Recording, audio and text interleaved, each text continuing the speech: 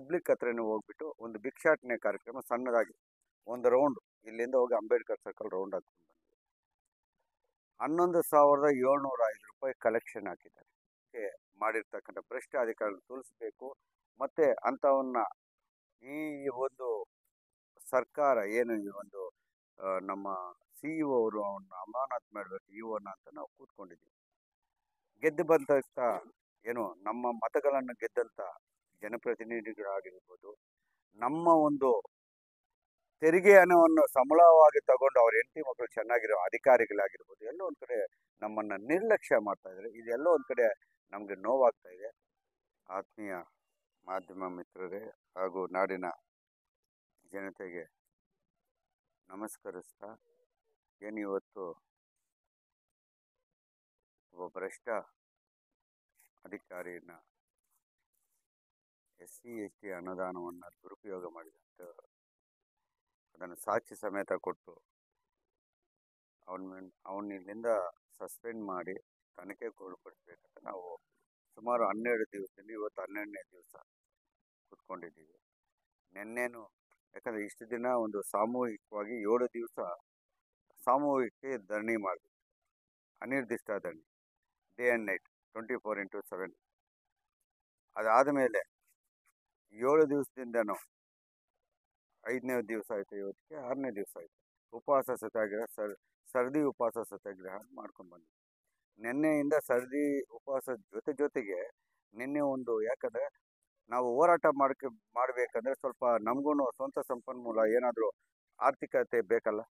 ಏನೋ ಒಂದು ದಿನ ಊಟ ಒಬ್ಬೊಬ್ರು ಆಗ್ತಾ ಇರ್ತಾರೆ, ನಮ್ಮ ಜೊತೆಯಲ್ಲಿರೋರಿಗೆ ಏನೋ ನೋಡ್ಕೊಂಡು ಬರ್ತಾ ಇದ್ದೀವಿ.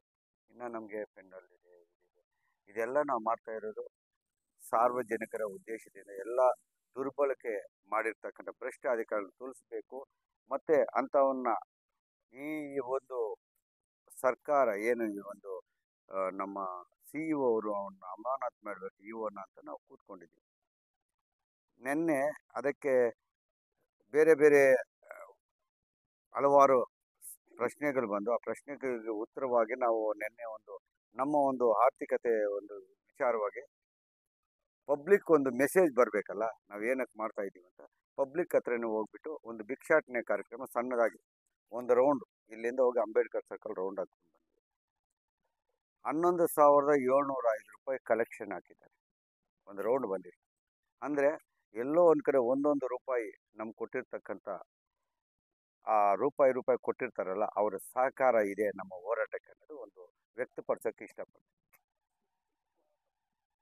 ನಮಗೊಂದು ಒಂದೊಂದು ರೂಪಾಯಿ ಕೊಟ್ಟಿರ್ತಕ್ಕಂಥವ್ರಿಗೆ ನಾನು ಧನ್ಯವಾದಗಳನ್ನ ಹೇಳ್ತಾ, ನಮಗೆ ಮತ್ತಷ್ಟು ಸ್ಫೂರ್ತಿ, ನಾವಿದ್ದೀವಿ ನಿಮ್ಮ ಹೋರಾಟ ಜೊತೆಗೆ ಅಂತ ಕೊಟ್ಟರಲ್ಲ, ಹಾಗಾಗಿ ಅವ್ರಿಗೆ ಧನ್ಯವಾದಗಳನ್ನ ಹೇಳೋಕ್ಕೆ ಇಷ್ಟಪಡ್ತೀನಿ.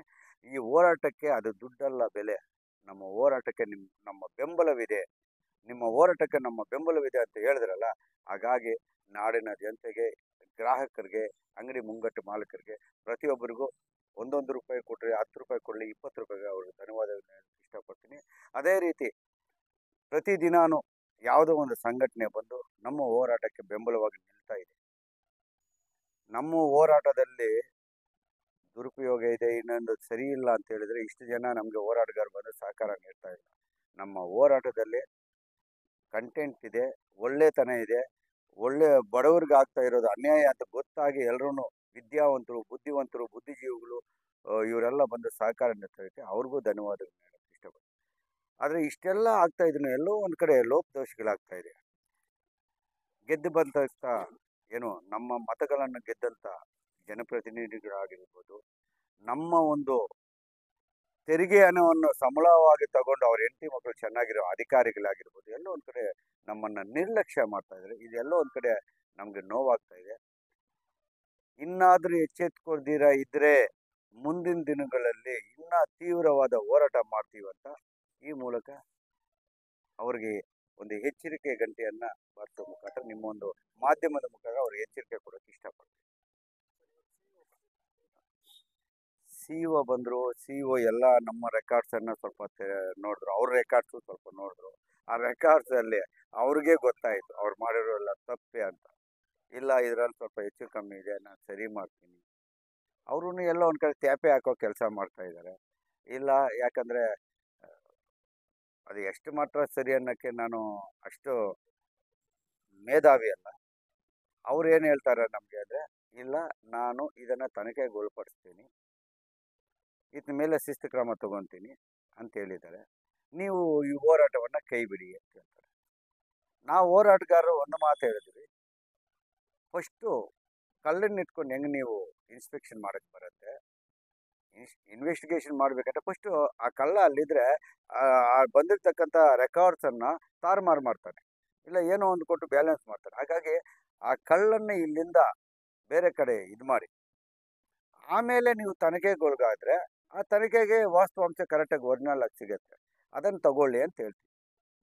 ಆಯಿತು, ಅದು ನನ್ನ ವ್ಯಾಪ್ತಿಗೆ ಬರಲ್ಲ, ನಾನೊಂದು ಸಿ ಇ ಒ, ನಾನು ಸಿ ಇ ಒ, ನನ್ನ ಮೇಲಿನ ಸಿ ಎಸ್ಗೆ ಆಗಬೇಕು, ಸಿ ಎಸ್ಸಿಂದ ಅವರು ಏನು ಸಂಬಂಧಪಟ್ಟ ಸಚಿವರಿಗೆ ಹೋಗಬೇಕು, ಅಲ್ಲಿಂದ ತೀರ್ಮಾನ ಬಂದರೆ ನಾನು ಅದನ್ನು ಮೂವ್ ಮಾಡೋಕ್ಕಾಗತ್ತೆ. ಆಯಿತು, ಅಷ್ಟು ತನಕ ಇಲ್ಲೇ ಕೂತಿರ್ತೀವಿ ಅಂತ ಹೇಳಿದ್ದೀವಿ. ಇರಲಿ, ಇಷ್ಟೆಲ್ಲ ಆದಮೇಲೆ ಆಯಿತು ನೀವು ಮಾತಾಡ್ಕೊಂಡು ಅಂದರೆ ಮತ್ತೆ ನಮ್ಮ ಜಿಲ್ಲಾ ಸಂಘಟನಾ ಸಂಯೋಜಕರು ಸತೀಶ್ ಅವರು ಮಾತಾಡಿ, ಇಲ್ಲ ನಾವು ಹೇಳಿದಾಗ ನೀವು ಬಂದಿದ್ದಕ್ಕೆ ನಮಗೆ ಸಂತೋಷವಾಗಿದೆ, ಯಾಕಂದರೆ ಸಿ ಇ ಒ ಬಂದಿರೋದು ನಮಗೊಂದು ಸಂತೋಷದ ವಿಚಾರನೇ. ಎಲ್ಲೋ ಒಂದು ಕಡೆ ನಮ್ಗೆ ನ್ಯಾಯ ದೊರಕಿಸ್ಕೊಡ್ತಾರೆ. ಅವರು ಸುಪೀರಿಯರ್ ಆಫೀಸರ್, ಅವರು ಒಂದು ಎಸ್ ಸಿ ಜನಾಂಗಕ್ಕೆ ಸೇರಿರೋರು. ಎಲ್ಲೋ ಒಂದು ಕಡೆ ಎಸ್ ಸಿ ಎಸ್ ಟಿ ಅನುದಾನ ದುರುಪಯೋಗ ಆಗಿದೆ ಅಂದರೆ ಅದನ್ನು ಸರಿ ಮಾಡೋ ಒಂದು ಸರಿ ಮಾಡೋ ಜ್ಞಾನ ಬುದ್ಧಿ ಅವ್ರಿಗೆಲ್ಲ ಇದೆ. ಆದರೆ ಅವ್ರ ಮಿತಿ ಮೀರಿ ಇರೋದ್ರಿಂದ ನಾವು ಮೇಲಿನ ಅಧಿಕಾರಕ್ಕೆ ಕಳಿಸಿದ್ದೀವಿ ಅಂತ. ನಾವು ನಮ್ಮ ಮಿತಿ ಮೀರೋಕ್ಕಾಗಲ್ವಲ್ಲ. ನಾವು ಇವರು ತಾಲೂಕವರು, ನಾವು ಜಿಲ್ಲೆಯವರು, ರಾಜ್ಯದವರು ಇದ್ದಾರೆ, ರಾಜ್ಯ ನಾಯಕರು ಇವತ್ತು ಬಂದಿದ್ದರು. ಇಲ್ಲ ಇದನ್ನು ನಾಳೆ ಹೋಗಿ ನಾನು ಸಿ ಎಸ್ ಅಂಡ್ ಏನು ನಮ್ಮ ಪ್ರಿಯಾಂಕಾ ಖರ್ಗೆ ಅವ್ರನ್ನ ಚರ್ಚೆ ಮಾಡಿ ಇದನ್ನು ಮುಂದಕ್ಕೆ ಯಾವ ಥರ ನಡ್ಕೋಬೇಕಂತ ಹೇಳ್ಬಿಟ್ಟು ಮಾತಾಡ್ಕೊಂಡು ಬರ್ತೀನಿ ಅಂತ ಹೇಳ್ತಾರೆ. ನಾವು ರಾಜ್ಯ ನಾಯಕರ ಒಂದು ಆದೇಶಕ್ಕೋಸ್ಕರ ಕಾಯ್ತಾ ಇದ್ದೀವಿ.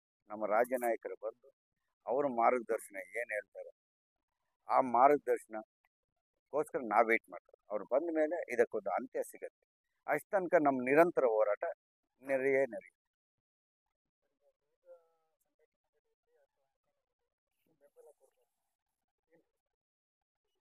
ಅವರೆಲ್ಲ ಒಂದೇ ಮಾತು ಹೇಳ್ತಾರೆ, ಇಲ್ಲ ನಿಮ್ಮ ಹೋರಾಟದಲ್ಲಿ ನ್ಯಾಯ ಇದೆ, ನಿಮ್ಮ ನ್ಯಾಯಯುತ ಹೋರಾಟಕ್ಕೆ ನಮ್ಮ ಬೆಂಬಲವಿದೆ ಅಂತ ಅವರು ಸಂಪೂರ್ಣವಾಗಿ ತನು ಮನ ಧನ ಎಲ್ಲ ಸಹಾಯ ಮಾಡ್ತಾರೆ.